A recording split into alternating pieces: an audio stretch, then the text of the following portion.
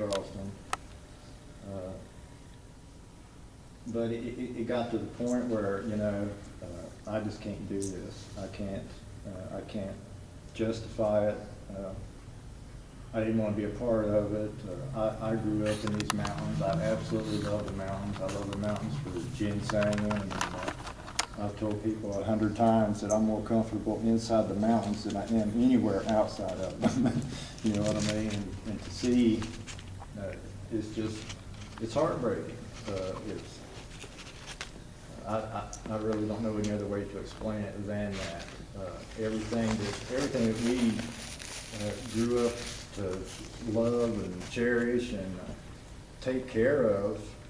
I mean, my grandfathers, I used to hunt with both my grandfathers, and everything that we grew up, everything that we were taught growing up is being taken away. I mean, it's It looks like a large scar. it is a large scar. I've got a couple that, you know, just to be, I've got a couple that have been reclaimed. I don't try to, just,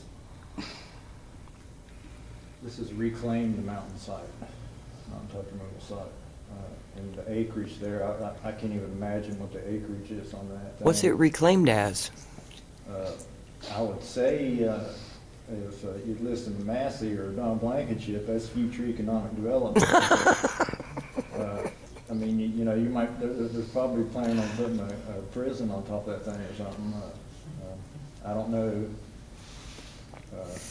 They have 2 or 3 different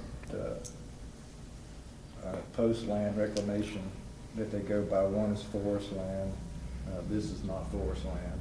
Looks like it's been spray painted green. Well, Yeah. you know, that's almost literally what happens.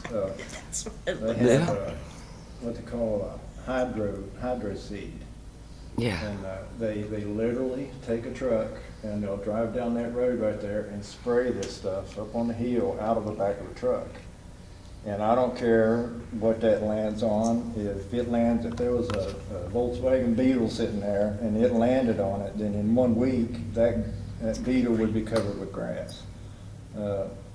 There's nothing about it natural. It's camouflage.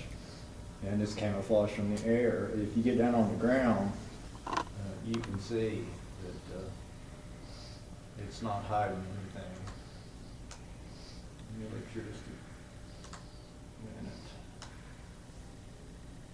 We went to, Chuck and I went to a place called Jupiter Cold, which is over in Fort White. Is that where it was, Chuck?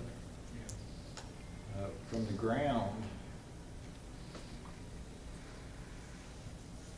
this is what it looks like. That's their topsoil. This is the top of the valley field, and you can see there's the grass that they sprayed on it from a bench they have right below it. That's reclamation. The only thing that will grow on that type of, there is some of the grass, and you can see that it didn't make it. It couldn't even survive. Gosh. And this stuff would grow on anything.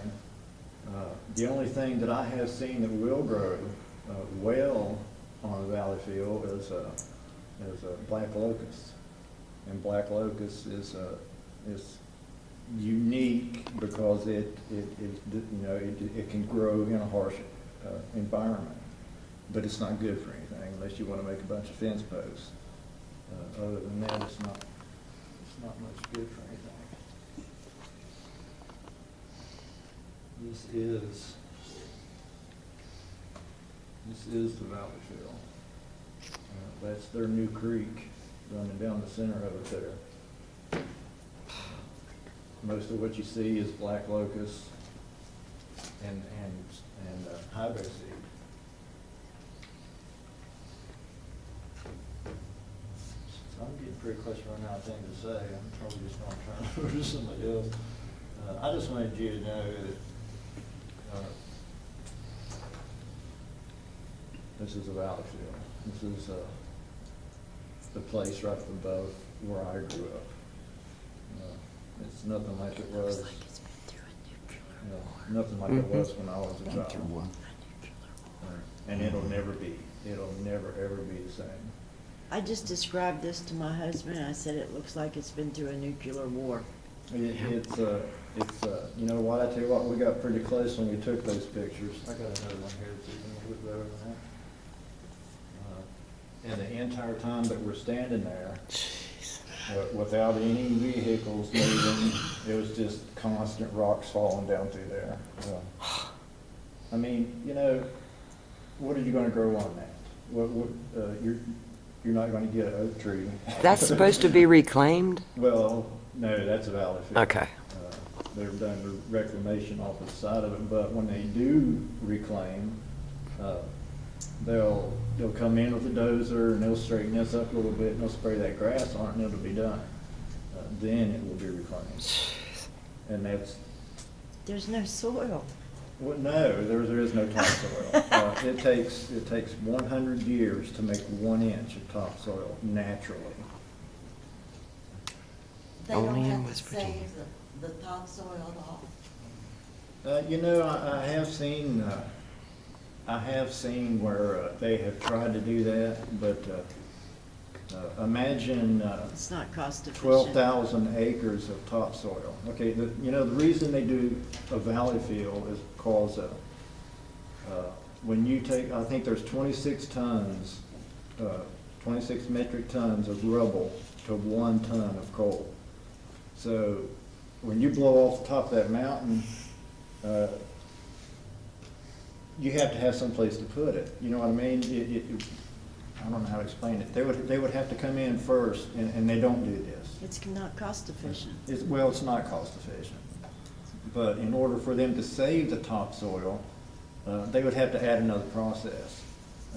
They would have to first cut down the trees, and then, once they got all the trees off the land, they would have to come in and somehow just get the topsoil, which would add a whole nother process to mountaintop removal.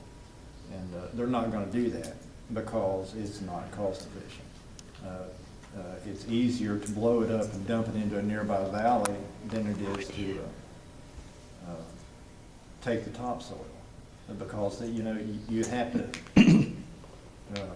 all of these ridge lines, let me put it like this, all these ridge lines, they're steep. You're in steep mountain hollows.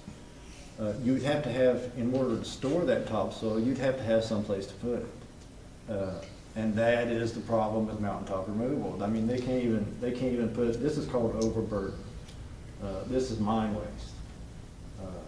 They can't even put that back on the mine site because there's no room. It has to go in a nearby valley.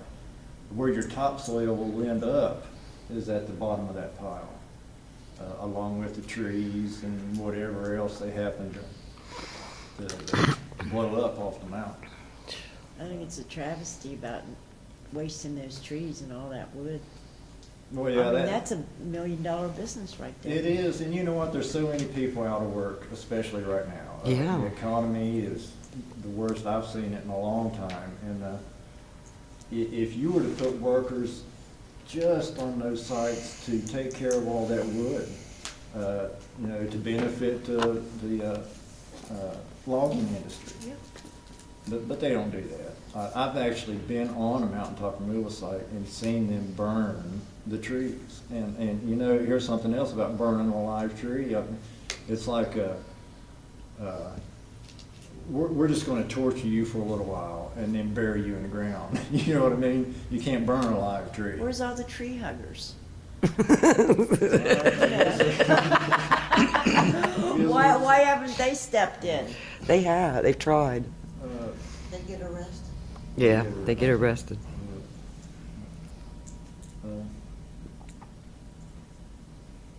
Well, I guess that's about all I got for you. You know, I hope I didn't. You did good, thank you. Thank you. Thank you.